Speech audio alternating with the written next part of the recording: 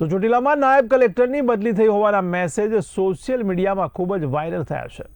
ત્યારે એચટી મકવાણાના સ્થાને એસજે સોલંકી હવે પદભાર સંભાળશે તેવા મેસેજ વાયરલ થયા છે।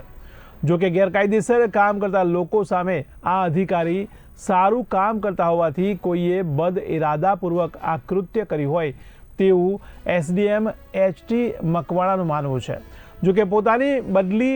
થઈ હોવાના વાયરલ મેસેજ અંગે અધિકારીએ પોતે જ સ્પષ્ટતા કરવાનો વારો આવ્યો છે। આજે સવારથી જ મારા ઉપર ઘણા બધા ફોન પણ આવ્યા અને મને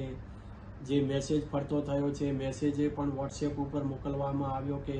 તમારી ખરેખર બદલી થઈ ગઈ છે કે શું છે, શું હકીકત છે। તો મેં પણ જવાબ આપ્યો છે કે કોઈ પણ પ્રકારની બદલી કરવામાં આવેલી નથી